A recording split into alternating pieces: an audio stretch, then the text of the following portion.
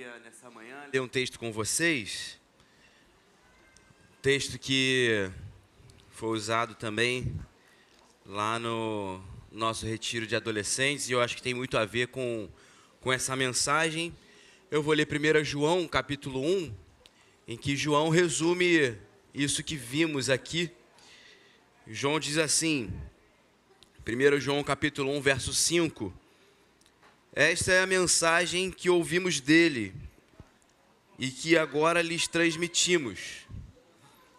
Deus é luz e nele não há escuridão alguma.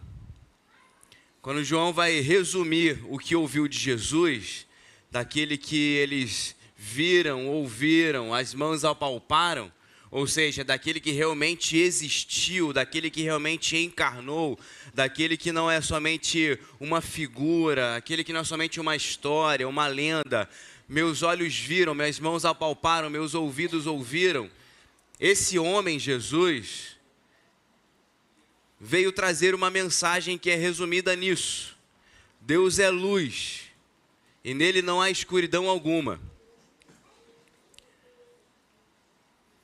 Quando João quer resumir a mensagem de Jesus, diferente do que Jesus faz lá nos evangelhos, quando resume a partir da lei, João está resumindo a mensagem a partir da figura de Cristo, ou da essência de Jesus, da vida de Jesus.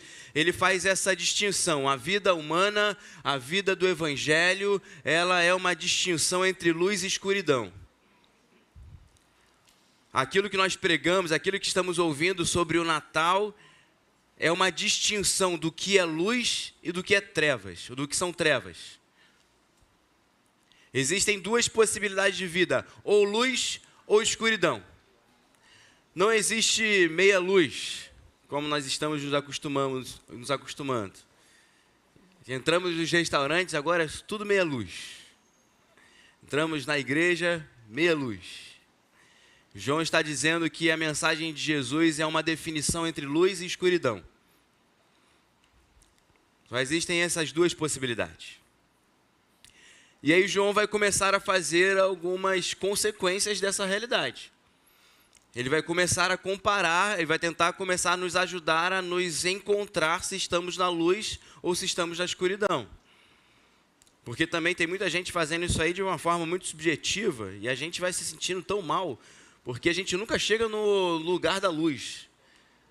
Boa parte da mensagem do evangelho que a gente ouve hoje é uma mensagem, olha, você nunca vai alcançar esse patamar de espiritualidade, por isso você depende da minha fé, você tem que consumir a minha fé, você tem que inclusive continuar pagando aí para eu continuar falando para você. E a gente vai ver que a mensagem não é essa. E a primeira coisa que João vai falar como uma consequência dessa dupla realidade da vida, desses dois caminhos da vida é, portanto, então como consequência disso, se nós afirmamos que temos comunhão com Ele, mas vivemos na escuridão, nós mentimos e não praticamos a verdade. A primeira consequência de encarar que essa grande mensagem do Natal é uma divisão entre luz e trevas, é uma grande oportunidade de nós realmente nos encontrarmos na luz de Cristo, é essa, olha, se a gente diz que tem comunhão com Ele, mas a gente conduz a nossa vida na escuridão, e esse é o termo, se vivemos, é conduzir a vida por caminhos apagados. Continuar vivendo como se a luz de Cristo não tivesse nos iluminado. E é por isso que a espiritualidade evangélica é extremamente prática. Deveria ser extremamente prática. Estava conversando um pouco antes aqui. Se a gente pegar os textos do Antigo Testamento na lei, o lugar menos visitado, tanto do tabernáculo quanto do templo, é o Santo dos Santos. Uma vez ao ano, uma pessoa entrava ali. E a gente tem uma espiritualidade hoje que nós queremos buscar o Santo dos Santos, aquela coisa meio etérea, meio subjetiva, meio abstrata, meio sentimental, como se fosse nesse lugar que a gente devia habitar, como se fosse essa espiritualidade que a gente precisa sustentar no nosso coração, essa sensação de que as coisas estão em paz, mesmo que a minha vida prática no meu lar eu seja um inferno para minha casa, mesmo que na minha vida prática, no meu trabalho, eu seja um inferno para o meu trabalho, mesmo que na vida lá fora eu seja um inferno para o meu condomínio, onde eu estou eu faço um inferno, mas que a minha espiritualidade dentro do templo seja essa sensação de paz, de uma certa alegria que só existe aqui dentro. É por isso que precisa ser prático, e é por isso que essa carta de João começa com essa essência. Olha, aquilo que os meus olhos viram, aquilo que as minhas mãos apalparam, aquilo que meus ouvidos ouviram, ou seja, essa história do Natal tem a ver com a minha vida prática, porque nós vivemos isso na prática com o Mestre. Tudo que fala sobre luz ou escuridão não tem a ver com essa sensação dentro do templo, não tem a ver com com essa nossa personificação da espiritualidade aqui dentro, mas tem a ver essencialmente com a minha vida lá fora. Tem a ver essencialmente com como eu decido diariamente, como eu falo diariamente, como eu estou lidando com a minha família diariamente. É por isso que é simples, existem dois caminhos, a luz ou a escuridão, e não tem a ver com ser iluminado aqui dentro. Se eu conduzo a minha vida, se você sai daqui e faz o inferno lá fora, tem alguma coisa errada. E aí João define isso como nós mentimos e não praticamos a verdade. Nós nos tornamos mentirosos, e esse convite de reconhecermos que o Natal tem esse simbolismo do Deus que se ofertou, não de forma poética, não de forma idealista, ideológica, mas de forma essencialmente prática. Tem a ver com nós nos ofertarmos a partir desse encontro para as nossas famílias. De vocês sair daqui decidido a ser um excelente pai, um excelente esposo. De você sair daqui diferente, decidido a mudar as suas palavras com a sua esposa, a mudar os seus comportamentos. De você sair daqui diferente e decidida a ser uma boa mãe, uma mãe amorosa, uma mãe que dá limites, uma mãe que se esforça. De você sair daqui decidido a ser um bom filho, uma boa filha, que ouve, que obedece, que aprende junto com seus pais. Existe luz e existe escuridão. E luz não é templo. Luz não é cântico. Luz não é botar o louvor no YouTube porque o clima em casa está pesado. Vamos espantar aqui os espíritos. Vamos botar aqui a Bruna Carla para tocar. Nada contra. Mas só vai espantar os maus espíritos quando a luz de Cristo começar a iluminar a sua vida. E você começar a andar pela luz e conduzir a sua vida pela luz de Jesus. Você pode botar quantos louvores forem. Se você continuar gritando, não vai ter paz no seu lar. Se as armas continuarem levantadas, num tempo que a igreja evangélica, como o pastor Novaes falou, aprende a usar arma, está na hora da gente entender que as armas precisam ser abaixadas, os muros precisam começar a ser destruídos por essa luz que traz paz aos nossos lares, ao nosso coração. Mas João continua dizendo que existem algumas outras consequências disso. E ele diz, mas se vivemos na luz. E aí ele não vai só nos ensinar o que não é ser da luz. Ele vai nos ensinar a nos encaixarmos nesse lugar. Ele vai nos ensinar a nos vermos nesse lugar. E quais são os parâmetros que João vai lançar para a gente aqui? São dois. Mas se vivemos na luz, verso 7, como Deus está na luz, temos comunhão uns com os outros. E o sangue de Jesus, seu Filho, nos purifica de todo pecado. Então, se eu digo que eu estou na luz, mas não estou na luz, eu conduzo a minha vida pela escuridão. E é por isso que Jesus passa a ser essa espiritualidade meio gnóstica. Essa tentativa de encontrar um bem dentro de mim, uma essência dentro de mim, mesmo que eu não consiga colocar em prática. Porque é mais ou menos isso que a gente está virando. A gente vem para consumir a fé de alguém que fala bem, que canta bem, a gente se sente bem, a gente encontra, realmente, essa mensagem tem lugar no meu coração, porque eu idealizo isso em mim.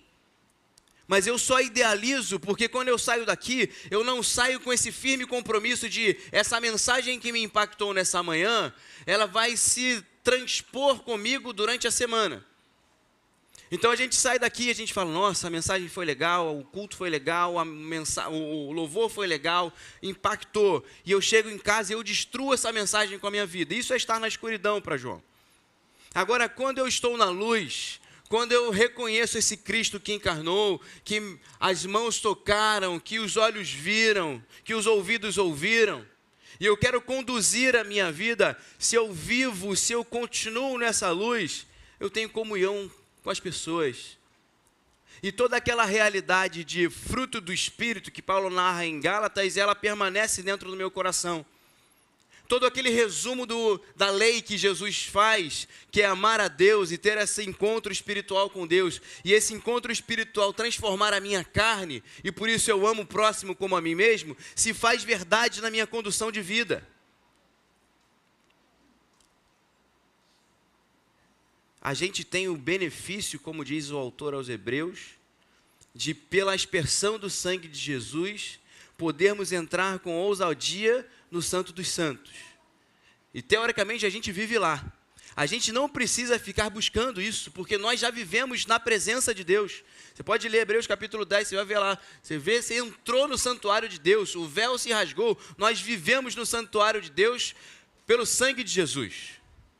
Pela ressurreição de Cristo, nós vivemos no santuário de Deus. Nós não precisamos ficar buscando isso. Nós conquistamos isso a partir da cruz, não por mérito próprio, mas pelo mérito de Cristo. Alcançamos a presença de Deus. O que está em jogo aqui é se eu quero conduzir a minha vida dentro do santuário de Deus, aqui na terra. O que está em jogo, o que está como uma pergunta, o que está como uma interrogação sobre a nossa vida nessa manhã, não é sobre a história do Natal, que já está escrita, já está consumada. É sobre se eu quero fazer do Natal uma essência da minha vida e uma condução da minha vida. É sobre se eu quero andar na luz do menino Jesus. É sobre se eu quero realmente ter essa vida completamente transformada de uma ponta a outra, a ponto de ter comunhão com os irmãos, de abaixar a guarda, de aprender a amar uns aos outros, de aprender a perdoar, de aprender a apoiar, de aprender a ofertar, de aprender a ser generoso, generosa, de aprender a estender as mãos, de aprender a conviver com os defeitos e não só amar por aquilo que a pessoa me dá, mas amar apesar daquilo que a pessoa às vezes me ofende. Essa é a primeira consequência. Se eu ando na luz, eu tenho comunhão. As coisas são comunitárias, não são só minhas. Eu não vivo só para mim, mas eu vivo para o bem da comunidade, eu vivo para o bem dos outros, eu vivo para que as coisas deem certo para todo mundo. Eu não fico feliz só quando eu ganho, eu fico feliz realmente quando todo mundo está ganhando. Eu me vejo completo não com a minha felicidade, mas eu me vejo completo na felicidade do outro, mesmo que os meus dias sejam um pouco difíceis. E a felicidade do outro vai alimentando a minha expectativa de que chegará um dia de que eu vou ser alcançado também pela graça e pela glória de Deus. Eu não vou caminhando com uma inveja, como se o outro estivesse ganhando e eu estivesse perdendo porque o outro alcançou. A gente vive numa sociedade competitiva, numa ideia de vida de que se o outro ganhou, eu perdi. E às vezes, o outro ganhou, glória a Deus, é um simbolismo de que você pode alcançar também. E a gente vive competindo por cargos, por momentos, por espaços, por falas, que às vezes não fazem sentido nenhum. Então, se nós entendemos que a vida é sobre luz ou sobre escuridão, e se nós estamos decidindo andar pela luz, a primeira coisa que precisa alcançar nosso coração é: eu preciso ter comunhão com os irmãos. Eu preciso começar a permitir que Jesus Cristo comece a moldar o meu coração, a quebrantar o meu coração. E muito além desse quebrantamento emocional, a me esforçar para começar a ter elos relacionais com as pessoas.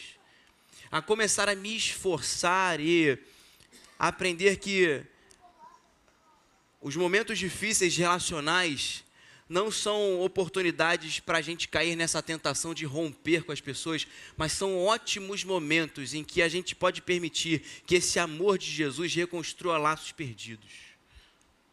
É aprender que a tentação é uma grande oportunidade para nós darmos uma verdadeira glória ao nome de Jesus. É aprender que os momentos em que a vida aperta a gente são os verdadeiros momentos em que a gente pode sentir essa paz de Deus em executar aquilo que Ele nos convida. E por fim, existe uma outra e uma última consequência que eu queria compartilhar com você. Mas se vivemos na luz como Deus está na luz, temos comunhão uns com os outros. E o sangue de Jesus, seu Filho, nos purifica de todo pecado. A última consequência que eu queria comentar com a gente nessa manhã, que eu queria trazer para a nossa reflexão nessa manhã, é que João está explicando aqui que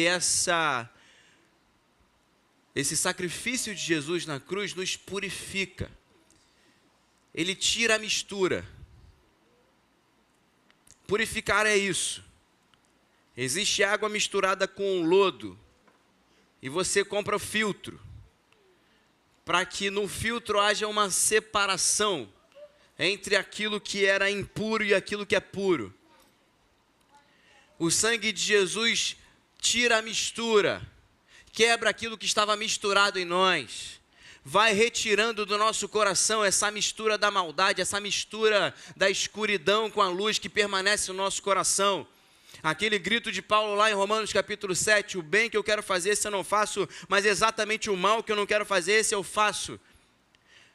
Mas a gente lê também em Paulo, em 2 Coríntios, que ele falando, olha, dentro da minha fraqueza eu descobri e ouvi do Senhor que a minha graça te basta, porque o meu poder se aperfeiçoa na sua fraqueza. E é isso, esse é o poder do sangue de Jesus na nossa vida, naquilo que é a nossa fraqueza, naquilo que é a nossa fragilidade, naquilo que essa mistura às vezes faz com que o nosso coração deseje aquilo que não devia desejar, faça aquilo que não devia fazer. O poder de Deus se aperfeiçoa na nossa fraqueza e vai transformando esse homem interior para que na nossa essência de vida, na nossa prática de vida, haja uma caminhada linda na luz de Jesus. Eu gosto muito desse texto, é um dos textos que eu mais gosto, porque João usa uma lógica completamente inversa aqui ao fim. Ele vai dizer no verso 10, nesse mesmo capítulo 1, se afirmamos que não pecamos, chamamos Deus de mentiroso e mostramos que não há em nós lugar para a sua palavra. A lógica seria, olha, você anda na luz, então agora você não peca. E se você não peca, você não precisa ficar falando que tem pecado. João, ao mesmo tempo que chama a gente para andar na luz, ele usa uma lógica paradoxal de falar, olha só, a essência de andar na luz é aprender a confessar os pecados. É abaixar a guarda de começar a apontar o dedo para o outro, apontando os pecados que você não tolera, e começar a se preocupar um pouco mais com o que está dentro do coração, com como você faz na sua casa, com como você conduz no particular e no secreto. Essa é a mensagem de Jesus. Olha, você está apontando um erro do outro, mas você tem uma trave no seu. Você se preocupa tanto em denunciar pecado, e eu acho que esse é um tempo que nós temos falado sobre denúncia de pecado. A maior denúncia de pecado é a sua casa. A maior denúncia do pecado é como a sua esposa te vê, como seu esposo te vê, como seu filho te vê. Isso é denunciar pecado. Denunciar pecado não é começar a enumerar pecados intoleráveis na sociedade. É como seu chefe te vê, se você é visto no trabalho como alguém que chega atrasado, como alguém que não entrega as coisas no prazo. Isso é denúncia de pecado. Denúncia de pecado é se você é um cara intolerante em casa, que não dá amor para o seu filho, que não dá atenção para o filho. Isso é denunciar pecado na sociedade. Isso é andar na luz. Isso é querer ver a luz de Jesus iluminando o nosso coração. Quer ver como Jesus ilumina a nossa vida? Ouça como sua esposa fala de você. Ouça como seu esposo fala, ouça o que seus filhos estão falando, ouça o que seus pais estão falando. A minha grande mensagem do Natal é que há possibilidade de existir paz nos lares. A grande novidade do Natal, a grande transferência de possibilidade do céu para a terra, é que a paz celestial que existe entre o Pai, o Filho e o Espírito Santo pode reinar no seu coração, na sua vida e na sua família. Não de uma forma ideal, espiritual e abstrata, mas de uma forma real, quando eu assumo a vida de Cristo para mim e eu falo, eu vou fazer do meu lar o céu na terra. Eu vou fazer da minha existência uma existência de luz. Eu vou fazer da minha existência uma existência de alegria, de paz, de benignidade, de bondade, de mansidão e de domínio próprio. A mensagem que esse homem que encarnou veio trazer é essa. Deus é luz, e nele não há escuridão nenhuma. Eu queria muito convidar você nessa manhã a caminhar pela luz. A olhar para o seu coração e falar, sim, Jesus, Tu és luz, e és luz para a minha vida. No Evangelho de João, no capítulo 3, logo após ele dizer aquele verso bem conhecido, verso 16, ele diz que os homens amaram mais as trevas do que a luz. E por isso não quiseram se aproximar da luz. E ao longo da vida de Jesus, a gente vai ver muito claramente que quem não quis se aproximar da luz foram os religiosos. Quem quis permanecer nas trevas, em sua maioria nos encontros com Jesus, foram os fariseus, foram os saduceus e foram aqueles que já faziam parte de uma religião. Está na hora de nós sermos igreja de Jesus, do Deus que se ofertou. Está na hora de nós realmente decidirmos andar na luz, como filhos da luz. Está na hora de realmente você entrar na sua casa, chamar sua esposa para conversar e pedir perdão. Está na hora de você chegar no seu lar, chamar seu esposo para conversar, acertar os pontos, pedir perdão e retomar uma caminhada pela luz de Jesus.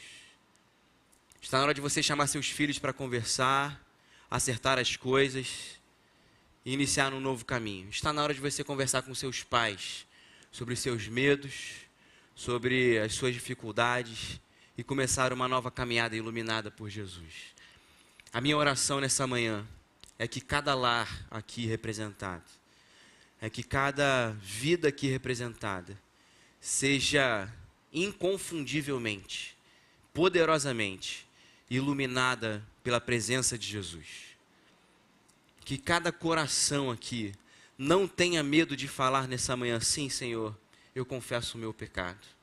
O constrangimento dessa mensagem não é um sentimento de culpa, é um rendimento de falar, sim, Senhor, eu sou talvez o pior dos pecadores, mas Tu deste a vida por mim, para iluminar a minha existência, para transformar poderosamente o meu coração, para fazer de alguém que não conseguia amar, ou talvez o maior dos amantes, para fazer daquele que não conseguia perdoar, um grande perdoador, para fazer daquele que não conseguia se reconciliar, um grande reconciliador, um grande pacificador, uma grande pacificadora, para talvez fazer daquele que trazia guerras, confusões, alguém com espírito conflituoso, que nessa manhã você possa ser transformado em alguém pacificador, em uma pessoa pacificadora na presença e para a glória de Deus.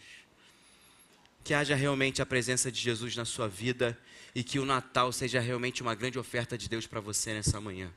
Vamos orar? Deus do Natal, Deus da história,